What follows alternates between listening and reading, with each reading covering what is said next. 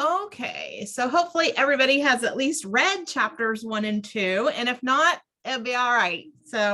Um, so the very first thing I wanted to do is just I got the workbook. I don't know if you did. I know Amanda did, but I don't know if anybody else did. So most of my stuff that I'm just going to actually kind of go through you with would be on there. And I'm really hoping that you will, unmute and talk and participate, because nobody wants to hear me talk for, 30 minutes or whatever this turns out to be. But I did want to read to you, just if you didn't take the quiz that comes with it, there's a quiz in the real book and the same exact quiz in the workbook.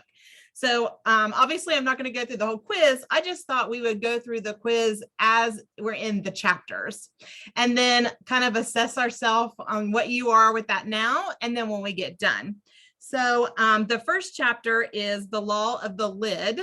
And so its leadership ability determines a person's level of effectiveness. So rating yourself on a scale of 0 to 3, with 0 being never, 1 being rarely, 2 being occasionally, and 3 being always. And I'm going to just ask you the 3 questions.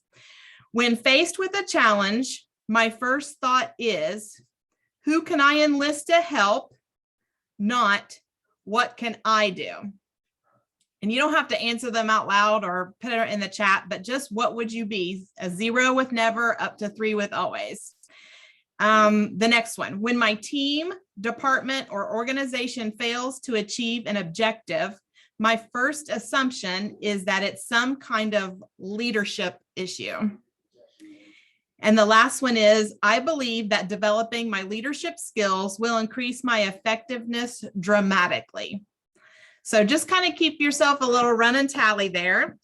And then we're definitely going to go over that again at the end. So personally, the whole reason that I decided on even purchasing this book in the first place, before even doing the, to do this little group thing, was, I was looking to grow, no doubt. And so I don't know of what your reason was. If you're looking to grow your leadership position, if you want financial freedom, I don't really know what everybody's goals are. So tell me, why did you get this book? Oh, good. Addie's coming. Why did you decide to do the book? You me? Anyone, yes. I've read it before, okay. We did one. It's been probably a couple years ago, but I think it's very helpful to go back and redo it, because even reading and things I'd written, things have changed for me. So I just think it helps. You can never learn too much, I don't think. Yes. So grow as a leader, always learning, always growing. Sure, I want to be a better leader for my team and in general. Leadership is how you grow in this business. That's no doubt. So let's see. The first chapter was about law of the lid. And so I don't know if you watched anything online. If you go to YouTube, there's tons. Like if you just put in your search law of the lid, there's so much out there. But I watched one that was with John Maxwell, and then I watched a few that were not. But the one with him where he was comparing, a cup. And I do have something to drink. So just, pretending this is your leadership, and you are only leading as much as your cup will allow. So on a scale of 1 to 10, if, your leadership is down here, then obviously, if this is your team and this is your leadership, then they're not getting very much. But if you have this lid on it here, even though you're at the top, you're still going to not fulfill everything that is needed. So you actually need to take your lid off if you want to grow, and you've got to go beyond what this is a boundary. So you actually have to get beyond that. And of all these laws, no one is great at all 21 of them. That is for sure. So the whole point is to find what it is that you are lacking at, and then find out what you need to concentrate on with that. So obviously, the lower your leadership lid, the less your team is going to grow. And then if you are willing to learn and improve and implement what you learn, don't just learn it, but implement what you learn, then obviously your lid is going to rise. So then in turn, your team is going to rise. You're going to have a higher effectiveness.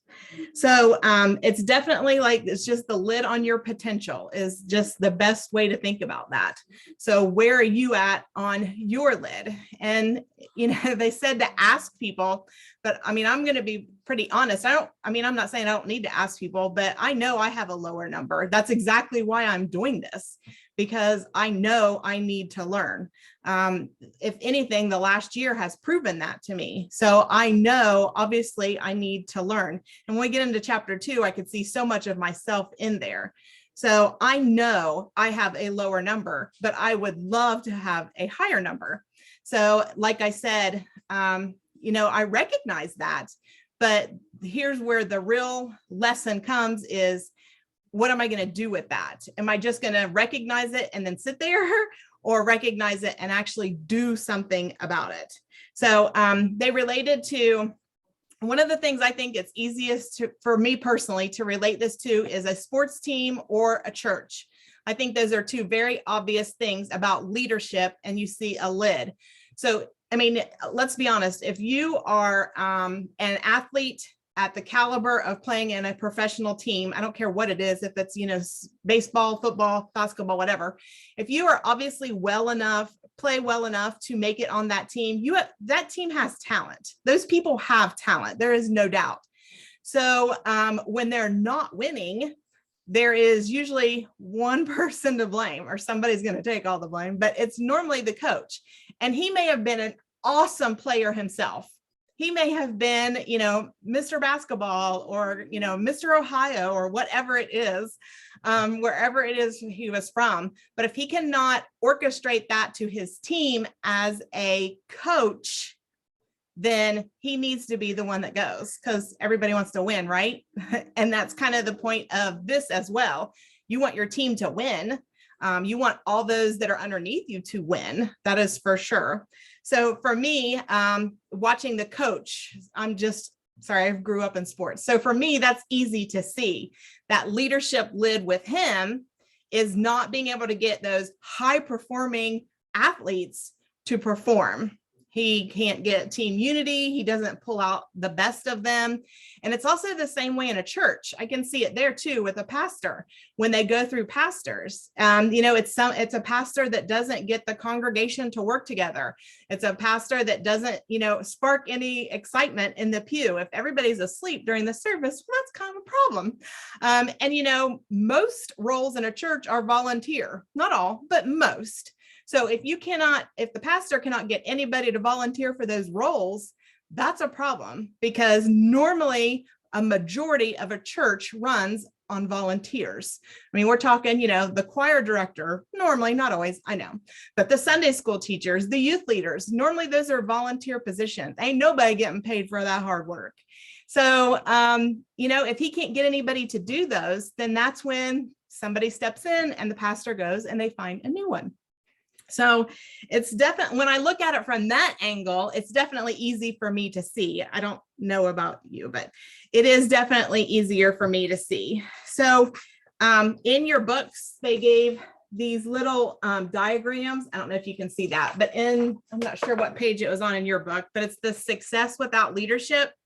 And that spoke to me quite a bit when I looked at it and saw it that way, because I saw so much of me in that. In your book, it's on page 6. I saw so much of myself in that. It's just definitely straight line across.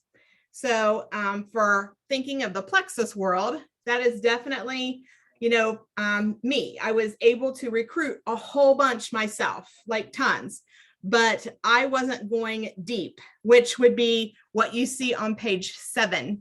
So page 6 is me, straight across, didn't make it real far. Then page 7 is somebody who can recruit and lead together. So look how much more area that covered. And for me personally, I was page 6. I know that.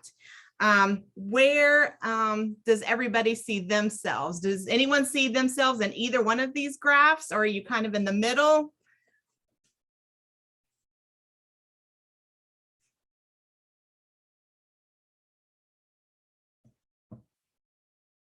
Anyone?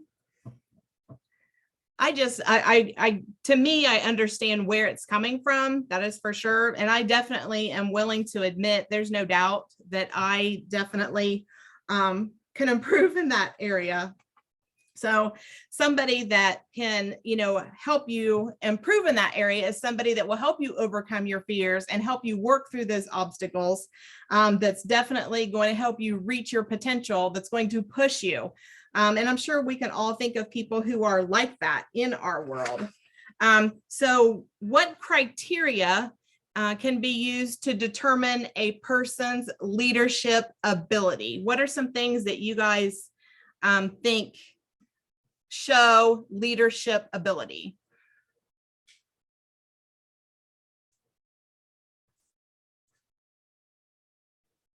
Addie says she was starting on page 6. You guys can unmute. I could care less. You definitely do not have to type anything in. Joyce says she's a 6. Addie says she felt like she was starting on page 7, but now back on page 6. So Lisa says she's back and forth. Bree says she's listening in. She busy. She driving. And Joyce, yes, turning a negative into a positive. That is definitely criteria for someone that determines their leadership ability. Helping people grow to their potential, yes, and to be their best. Yes, those are definitely leadership abilities or qualities. Yes. Being consistent, which I've not been. Consistency, definitely. Consistency is no doubt. We can definitely preach to our people about being consistent with their supplements, right? But then there's other areas that we need to be consistent in as well, not just physically taking the products. I think being able to show people the vision and what's possible. Yes, creating vision. Yes, yes. Helping people grow their potential and be their best. Yes, no doubt. Selflessness, that would be another quality, I would think. Somebody that's definitely not just about what's in it for me, but what I can do to help you. What is, someone that is selfless, that was something. And adding value to others, we've talked about that. They buy into you as a leader before they even catch the vision. Yes. Being like Amanda said, casting vision is definitely important, but they have to trust you and believe in you before they can even listen to what you have to say about vision. If I literally just introduced myself to somebody via text today, I seriously doubt they are really into my leadership. Honestly, they don't even know me yet. So they have to trust you before they can and know that you are definitely being serious and sincere before you can cast the vision. So people that are solution oriented, how about that? That is definitely something else. Know where you're going. Yes, you have to know the path that you are on is correct. And people that are hungry for change. That's definitely a quality too. Somebody that is just stagnant, but happy, or I shouldn't say happy with that. Maybe they are, but how about okay with that? And I think of the diamond reentry people as someone that makes me think of that. So of course, none of us are diamond, and that's obvious. That's something, that you may or may not be working towards, but right now that is not what you are. So you're thinking, oh, well, when I'm diamond, Cindy Angel, that's it, I'm done. I made it there. But that's really not true if you're hungry for more. So you got to think about these people that go back and do it again and again, diamond reentry 3-4 times, whatever. So those people are obviously hungry, or they would have stopped on diamond 1. So those are definitely, people with leadership that we all look up to. On one of these pages, it might even be the next chapter. Yeah, it is. We talk about there's a question in there about, who in your organization do you look up to? And guess who it is? It's for me. It's mostly these reentry people, because you want to talk about people that are motivating and the path that they're on. And guess what? They know the path that they're on and they motivate you to want it. So that's definitely a leadership thing as well, a quality as well. Okay. So one of the, let's see. Describe a situation in which your leadership lid negatively affects a project or a task. So even, so a situation in which your leadership lid negatively affected a project or a task. So with Plexus, having a lid would definitely limit you with your team numbers, like, your ability to, if you're not producing leaders, then they're not producing leaders, then they're not producing leaders. So that's where you went from the graph on page 6 to page 7. So definitely having a leadership lid is going to keep you at that level instead of going deep, which is what obviously the goal is, to go from page 6 to page 7. Something else that the leadership lid is definitely could hinder you with is handling objections. I mean, we all get a million of those, like almost daily. It seems like it's too much money. I can't keep up with this. It's a restrictive diet. I mean, we've all heard it all. We've heard all of the excuses, and that's exactly what they are. They're just all excuses. But having that lid on your leadership will definitely keep you from being able to handle those excuses. Instead, when they say it's too much, you're just like, okay, thanks. I mean, and that's obviously not our goal. Our goal is to, and probably back in last December and January, that is probably what I said, because I didn't know, I probably was like, okay, thanks, you're right. Have a good day. Bye. Merry Christmas. So, I mean, that is probably how I handled that before. But now, because we've been, a year later working on things, we all know that is not now how you would actually handle that. So handling objections is definitely something with your leadership lid as well. And then having a lid also would be finding workers, because you have to know your team to know the workers. So, by limiting your lid, that means you're not going through your team and finding out who is willing to work and obviously who's not. So I know we all understand the feeling of having people that we're pulling along. I know everybody has been there. There's no way I have been alone. We have all been there. So definitely finding the workers and not the people that we want to do it. It's finding the people that they want to do it as well. And they may not know, and that's part of the job of the leader. If you don't have that limiting lid, they may not know that they would be good at it. And you just kind of got to show them. And I'm not saying, for 4 years, you show them, but you definitely take some time and let them know hey, this is what you would be good at. So, and a true leader is not, it's not just telling someone what to do, which we'll get into that with a manager type thing, but training them on what to do. So that's where our duplication comes in, no doubt, which is definitely going to take you from page 6 to page 7 with your duplication. So you're not the straight line, you're the growing big box area. So who is somebody in your life, non-Plexus?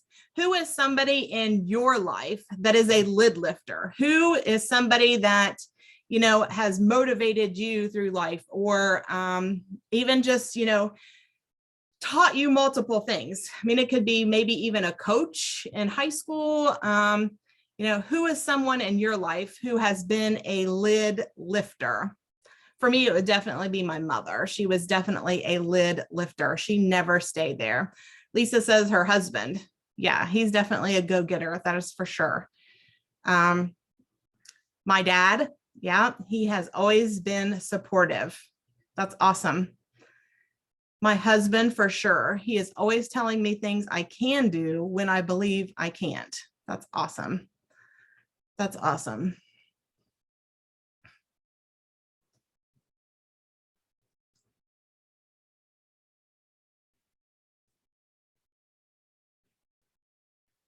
Okay. So what are some signs of leadership weaknesses? Some signs of leadership weaknesses. My friend Carmen, she has always encouraged me. That's awesome. It's great when you have a friend that will encourage you. So what are some signs in Plexus of leadership weaknesses? Saying, Addie, you can say the same one again. It's going to go work there. Instead of being say me the past 2 weeks.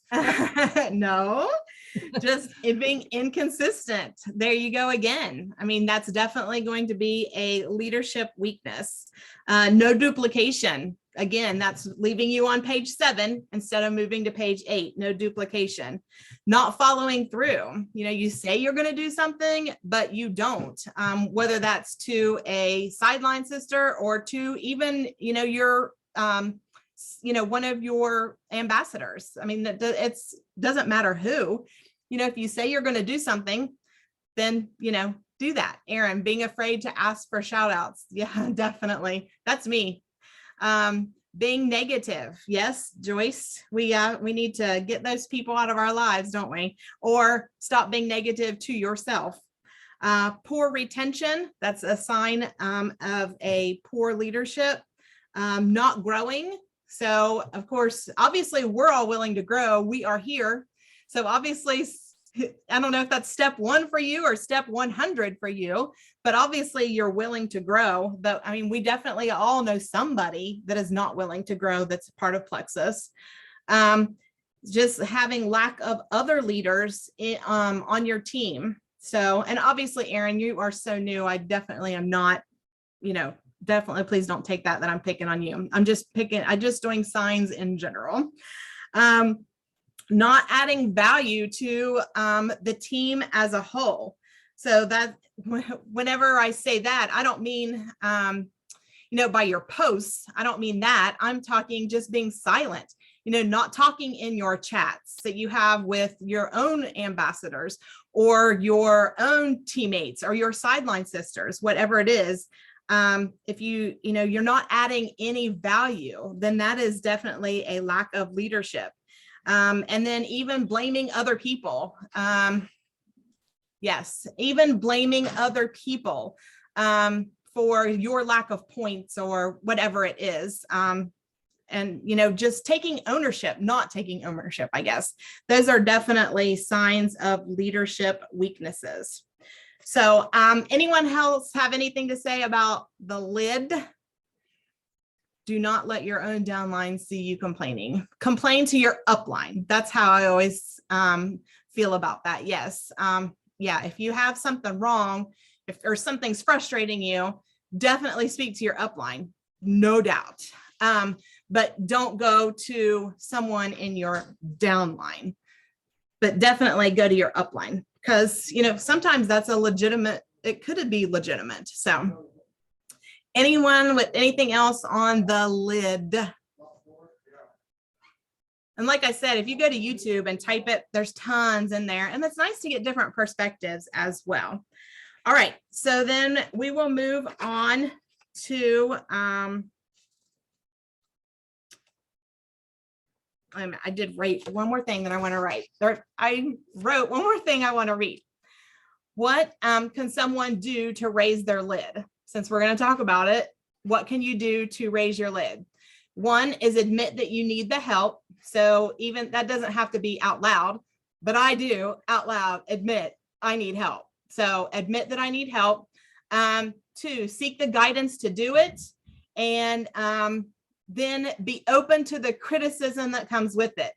As an example, say you're lacking at something, you're in a 3-way chat, and of course your upline is in there. So you ask your upline, critique me on how I handle this. Then when they do critique you, don't be all mad at the critique. So, be open to the critique. Now don't be all nasty about it, but be open to the critique. So, and I love how this is a little phrase that she said is, don't be afraid to be a disaster, to be the master. So even after they critique you the first time, they may have to critique you again. So just be open with that. Andrea does this with me all the time. Yes. So, let them fail and then say something on the side. So I think that's a good way. And be willing to invest money to raise the lid. Obviously, we all had to buy this. So nobody got this for free. You may have already owned it, but you paid for it at one point in time. So don't be afraid to invest to raise the lid. I think just about everybody on here already invests in something. A lot of us are in, Brooke's Align group. So, and then I have Emily's podcast. So there's just different things. Don't be afraid to seek out coaching. That's definitely an investment. Yes. But it definitely is going to help you raise your lid. If not, in the last year, I would still be way back down there at the -0 lid. Like I would have no juice, none. That's where I was a year ago. No juice. And be intentional with your learning. So, like I said, you can do books and like I said, coaching, that type of thing, but definitely once you take it in, don't just absorb it and let it go. You definitely got to implement what you learn, investing time and money, open to growing through the pain. Yes. And can it be pain? Yes, there's no doubt. All right. So chapter 2.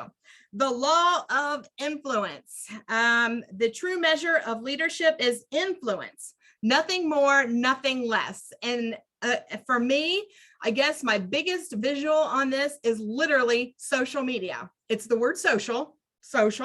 That means a group gathering, whole bunches, social media. So what is the leadership of influence? The law of influence. The true measure of leadership is influence. So for me, that's where I can just vision it, is social media. What do you do on there? You influence people. That's just, for me, the easy visualization. So again, going back to the little quiz. 0 is never, 1 is rarely, 2 is occasional, 3 is always. I rely on the influence rather than on my position or title to get others to follow me or to do what I want. So you rely on influence rather than a title to get others to do what you want. 0 is never, 3 is always. During discussions or brainstorming settings, people turn to me and ask for advice. And the last one is, I rely on my relationships with others rather than organizational systems and procedures to get things done. So I rely on my relationship with others rather than organizational systems and procedures to get things done. Okay. If you don't have influence, then you'll never be able to lead others. And influence is definitely earned. It is nothing that can be appointed to you. It can't be mandated. Nobody can tap you on the head and you just get influence. That is not how that is. It is definitely earned. And just because you have a title does not mean you're influential. And there's nothing more obvious than that, than anytime anybody is the president of the United States. I don't care who they are. That's irrelevant. The point is, if they have not earned that, just because they have the title of president does not mean that they are influential. And in modern day times would never be more, the previous president and the current president could never be any more truth to that statement. Just because you have the title does not mean you're influential. They are polar opposites. There is no doubt, but there's one group that thinks they are and one group that thinks they aren't, with both of them. So just because you have a title does not mean you're influential. That's for sure. For me, that was the first thing I thought of, was the president of the United States. So there's definitely a difference between a manager and a leader. A manager is not open to change. This is normally, not always, I understand that. But a manager is not open to change, and a leader creates change. And yesterday in the chat, I sent a little, was that yesterday? Yeah. In the chat, I sent a little image that I had to look up because I wanted to, I was struggling with the difference. So a manager gives direction, and a leader asks questions. And we hear that a lot within Plexus. Are you asking enough questions? Ask more questions. If you pay attention to Brooke or Emily, either one, you hear that a lot. Are you asking enough questions? Go deeper, ask more questions. You know, when they say, you know, one thing, well, I'm not pooping, ask more questions. I mean, just keep asking questions. A manager has subordinates, and a leader has followers. So I think of it even as a store, like, you know, just a regular store, a grocery store. The manager has all these people that work underneath them, but that doesn't mean they're a leader. They're just the manager. They're making sure the floors are swept, that the vegetables are stocked. Yes, they're checking off all the boxes. That's for sure. That's their job every day. They get their list, they check it off, they're done. But a leader has followers. Those are the people that don't have to be told every day, okay, you have to sweep aisle 1, mop aisle 2. Okay, so a leader has the people already, they're already there, they've swept, they've mopped, and they've even waxed because they want to, and they love it. They have been led there. They're not told what to do. It's not a dictatorship. They have followers. Those are the people that want to do that. A manager holds authority, which can even be somebody that is almost dictatorish or nasty, you know, whatever. There's definitely leaders that way, or I'm sorry, managers that way. And then a leader is motivational. Again, both people are cleaning, you know, the aisles of aisle 1 and aisle 2, but the leader has them motivated to get it done. It's not a checklist. They are motivated to actually do it. A manager tells you what to do. So again, we're going down the checkoff list, and a leader shows you what to do. Instead of saying, okay, just pick up the broom and sweep, the leader takes the broom, actually sweeps, and says, this is how it's done. So I guess it's kind of like you teach a man to fish, that one. So, and a manager has good ideas. Yes, I'm not saying a manager has bad ideas, but a leader acts on good ideas. A manager reacts to change, and a leader creates change. So a manager complains whenever change comes, that's for sure, because it disrupts their checkoff list. They may have to create a new one, and that's going to be a pain for them. But the leader is definitely somebody that promotes the change and knows that with the change could be easier life for everybody. The manager tries to be the hero. So they want everybody, it's the whole look at me syndrome. And the leader makes heroes. So they want everybody to be heroes. They want everybody to be able to be their own heroes. Or the manager exercises power, which again, I said, I'm sure we all have had managers in our past lives. Oh Lord. Yes. At other jobs, maybe your current job, sorry. Or other jobs. And somebody comes to mind with all of these. But a leader develops power. So maybe you already understood that, but I definitely needed the visual. I definitely needed the help. So there are definitely a few myths, and I wanted to just touch on them. They mentioned 5, but I actually have a 6th one. So, so these are some of their common misconceptions about leaders and leadership. The first one is that the management myth, and that's very similar to just what we went through. Just because you have the title of manager doesn't mean you're a leader. You know, a lot of people could go down the list and dictate what to do, but again, they're not following you. So just because you have the title doesn't mean you're a leader.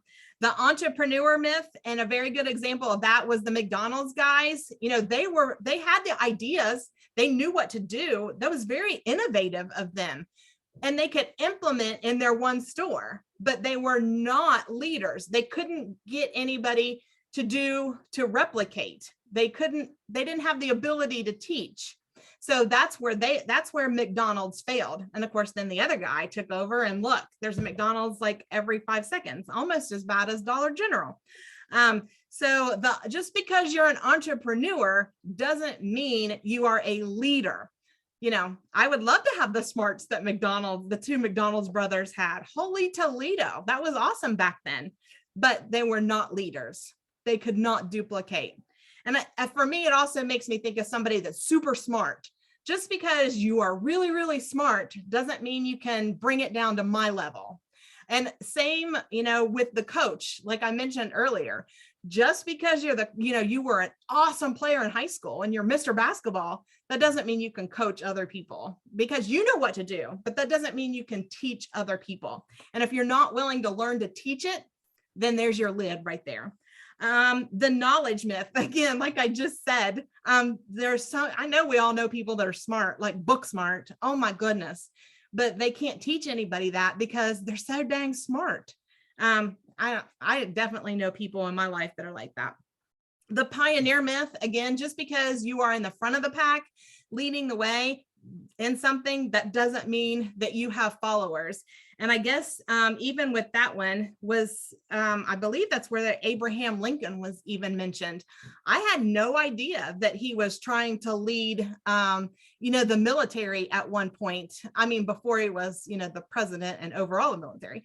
But I had no idea any of that happened. I'm not a history buff. Everybody in this house is. All the men here love it. That's not my forte. But I had no idea that he had been demoted all the way down to private. And that's just because, he had the smarts, but he couldn't even think of the command to make them stop to go through the gate. So he obviously knew, but he just couldn't implement. So just because he was a pioneer at something, he was a pioneer at taking them out and leading them into this battle, but he couldn't make it happen, even just stopping at a gate and going through the gate. So just because you're a pioneer doesn't mean you have a leader. And then their last one that they said was the position myth. And again, to me, it's just the same thing as, based on your position. Just because you're the CEO doesn't mean people respect you and follow you. That is for sure. Some people got there in ways of non-earning, that's for sure. So that doesn't mean people are going to follow you just because you have that title. And for me, one that's not on here that I heard in another broadcast that I completely agreed with was, just because you have a strong personality does not make you a leader either. And I think that's where I lie in. That I could see myself in that one. Just because you're somebody that's very flamboyant, very outgoing, not afraid to do things, but that doesn't make you a leader. You may have followers because you're so exuberant in your spirit, but that doesn't make you a leader. Just because you're loud and proud, that doesn't make you a leader. So I think that's where I can see myself falling into there. So those are definitely some of the myths. So what obstacles might people come up against if they buy into the leadership myth? If they're bought into any of those 5 or 6 myths, what obstacle may somebody come up against because they've bought into a myth?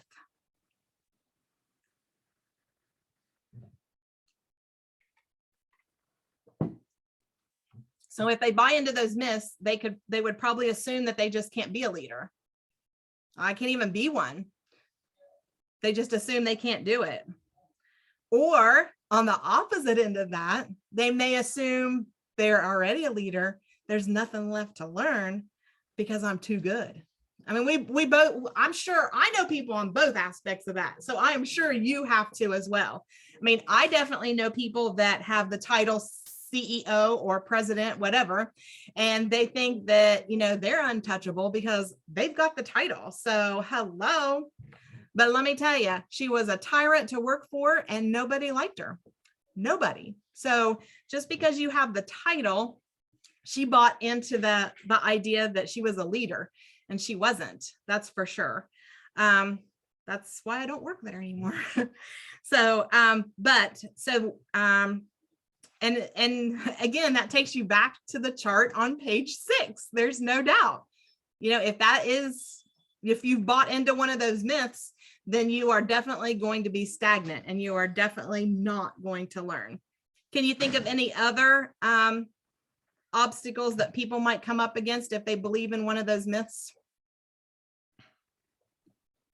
Well, mine would be like you just said, your last one about being loud and having a lot of like excitement and personality. Yes. Like, I think because I'm not like that, then it might be hard for me to be a leader. The opposite end. Yes. Yeah. Yes. So like you doing this and talking for this long, like I would be dying.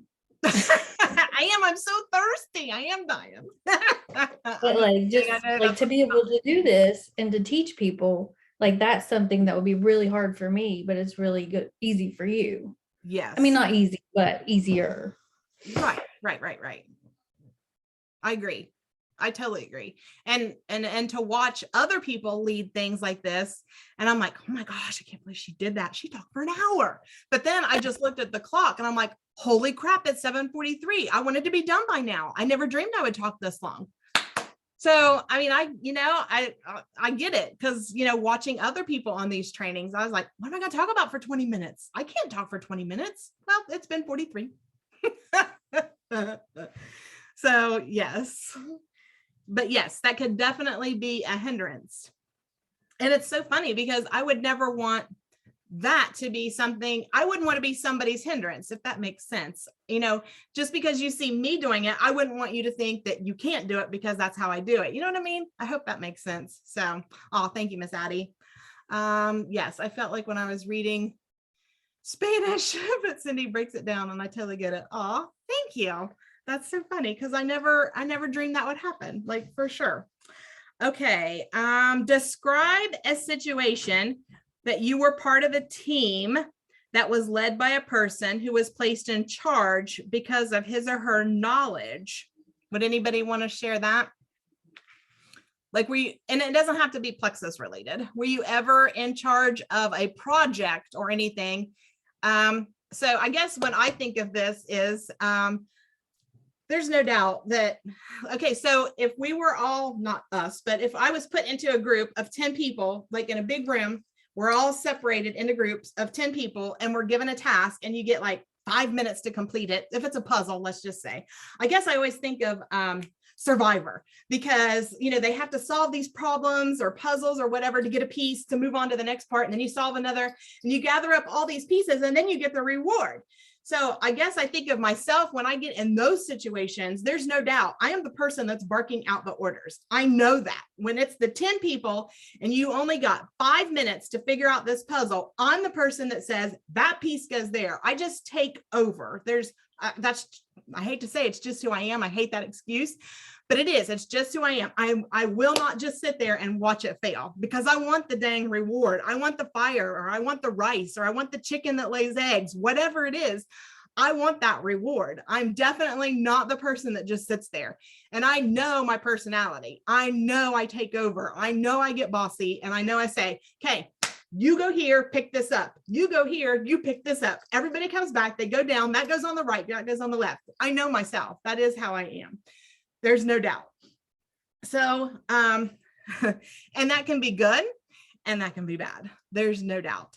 But I know that when it gets into the situation, I know those people listen. I know they do because I've been in it before. I haven't been on Survivor. I would love to be on Survivor, but I haven't been there. But in situations I've been in projects and things like that in my life. And I know that happens. I definitely know what my personality is. And I know that I take over. So You would totally win Survivor. I would love to do Survivor. Like, Although I you would would- not be Richard Hatch naked Survivor because everybody'd stop watching. They'd be all disgusted. But I would love to do Survivor. I would totally love to do Survivor. I am one. See, I'm the opposite. Like, I want to be like you. I want to be the one that's like doing all this, but I'm more of, I'm back here and you just tell me what you need me to do and I'll do it. And like, there are times I'm like that. There are definitely times I'm like that. Like if I'm on a committee, that doesn't mean I'm the one out there showing, showing the products or whatever it is that we are doing. I mean, I think, okay, so I'm on a fundraising type committee at school for us to get a new stadium. So I'm on there. But when we do things in public for the fundraiser, like if we're literally doing a fundraiser, like literally in the public. So we did like a dinner and had an auction and all that as a fundraiser. So I stayed behind the scenes. I mean, I did all the work leading up to it. That's not what I mean. But literally the night of the fundraiser, I'm not the one that's out there on the stage going, all right, everybody, that's just not me. I'm the one that's the bartender and serving the food because I'm not saying I'm not comfortable. I could MC the event, but that's just not where my strengths are. I'm more of the person that's in the kitchen saying, all right, we need another roast. Let's go, get it out here. We need another case of Bud Light because we're down to the last 5. I mean, that's more my strength. And I know that, but that's what's good about having a team. Everybody has their strengths. So where maybe you're more comfortable being the person that is out there emceeing the event and would not be comfortable running a whole kitchen that's feeding 300 people. And that doesn't scare me at all. I'd rather feed 300 people than go out and run the event and have to stand up there and talk for an hour. So that's why having a team of all of this diversity makes it run so much better, because everybody does have different strengths and everybody has different weaknesses. And that's part of this, is definitely learning what your strength is, what your weaknesses are, and then being willing to take those weaknesses and learn what to do and to grow with those. So, okay, sorry. This has been great. Previously, our supervisors at work were promoted based on seniority and they were not leaders. And I hate that. I have been there and done that. And I'm definitely a merit person. I'm sorry. There's no doubt. Just because you've been there the longest does not mean you're the best. And it's that in that way in so many things. I mean, it can be that way in Plexus. I mean, just, everybody's on a different journey. And, somebody that's been there 12 months and somebody else that's been there 12 months, that doesn't mean that, the person's been there 13, I'm sorry, deserves to be any, maybe they're not even working, which we've all seen that probably in the real world. I'm like that with things I'm confident in special events team at work. Yes. And yes, you go do all the extra stuff in charge of decorating. Yeah. I can see that because you're good at that. So I'd be in the kitchen. Yes. Yeah. I'd rather feed 300 people and run the beer line. There's no doubt. I don't have a problem uncapping beer all night long. Doesn't bother me in the least. So one of the challenges, okay, it's 7:50 and I promise I'm going to wrap up.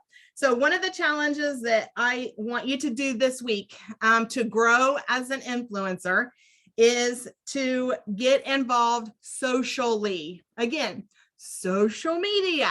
So get involved socially. So get involved with either something that you don't normally do.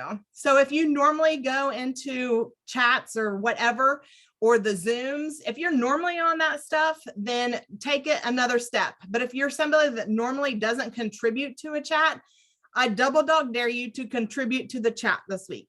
So, and that doesn't mean you have to be bragging on yourself. Maybe, toot somebody else's horn, or share. If you have a message that is working for you, share that, and maybe a sideline sister could use that.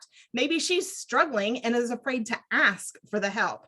So maybe she's embarrassed to put in there that she needs something, because everybody else seems to know what they're doing. So maybe she's afraid to ask. So if you see something is actually working really good for you this week, then share that. I'm just double dog daring you. And that's not even to poop in the yard. I mean, my son double dog dared my other son to poop in the yard, and he did it. I don't mean this weekend. I'm talking, in the past. So I'm not double dog daring you to do anything like that. I'm just double dog daring you to speak out. That's for sure. Or if you are somebody that normally doesn't check in on your girls, like you haven't checked in on some of them for like 2 or 3 months, maybe, then this would be your week to step out and go check on them. Just be like, hey, it's, almost Christmas. I just want to check in, see how you're doing. And it doesn't even have to be about the supplements, just check in, tell them that they were on your mind. And if you, that really bothers you and you don't be like, well, I don't want to do that.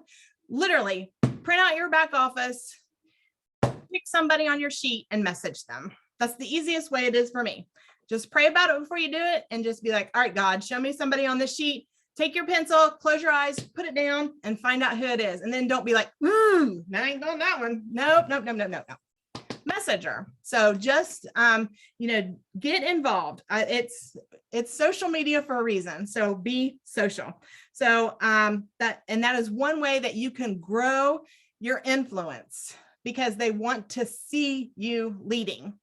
So definitely, grow in the chats and the groups, whatever it is that you don't normally do, pick something. I'm not saying you got to jump in, everything, but pick something and be active in it this week, whatever it is. Maybe you've never, ever been on a Pink 15 before. And I think there's 3 this week. So maybe, pick one of those and be active on that. And that doesn't mean you have to unmute and go live and show everybody yourself, but encourage people in the chat. Maybe that's where you could start. So, oh my, I'm really, really sorry, ladies. I did not mean to get so far behind. Okay. Erin, I am going to brunch. Oh yes, brunch is Saturday. And that is not me. I avoid social functions with people that I don't know. Yeah, I know that that's definitely a struggle for some people. Definitely not me. I don't know a stranger. So I will definitely be your buddy. We'll hook up. Pushing you outside the comfort zone. Add some value. Yes. Messages, something you're doing with your people, something you're doing in your business that works. This is how your leadership grows. People trust you, and it's how people learn to work the business. That's me, Erin. I'm always nervous. Yes, Lisa's always nervous when we go to this thing. And then by the end, she's laughing and we laugh the whole way home. So if Lisa can do it, you can do it. Y'all will love it. Yes, it's like no other because I'm socially awkward, whatever. But Plexus events are my jam. We always have a good time at events. Like no one's ever unhappy or upset. Yes. Those don't ask for guidance and being instant. Joining our morning meetings. Yes. Tomorrow morning at 8:30, if you're available, we will be on our morning meeting. So don't forget to think about the law of the lid questions and the law of influence. And those are in your book. I know they are somewhere. So rate yourself. And then we're going to go back at the end and re-rate ourselves after this is all over, after week 21, not week 21, but chapter 21. Woo! Week 21. Lord have mercy, it'll be Easter. So definitely be honest with those answers. You don't have to share them. So there's no reason not to put the 0 or not to put the 3, because no one's going to know but you. And then we will definitely, after chapter 21, go back. Oh, it's in the appendix. Thank you. Because I'm in that other book. I'm in the workbook and it's at the very beginning. It's like the first thing you do. It's before the introduction even. So it's definitely in there for you to go through. And if you don't want to do it, here's something else I thought about is you don't even have to write it in pen. You don't want to, you can write it in pencil, but go through and write the date and then write your answers, because you're going to keep this book, obviously. I mean, Bree and Joyce have had this book for years, and there's nothing wrong with revisiting this book. And maybe you could put a alert or a reminder on your phone. And on December the 12th of 2022, go back and take the quiz again and see how far you've came in a year. But write down the date and be honest with your answers, because no one is going to know what you write. So anyone have anything else you want to say? 4 minutes left until Yellowstone. That was my goal, to get you guys done by then. So, because we all need a little rip in our lives. So he'll be on in 4 minutes. So anyone? No? All right. I'm going to figure out how to stop recording.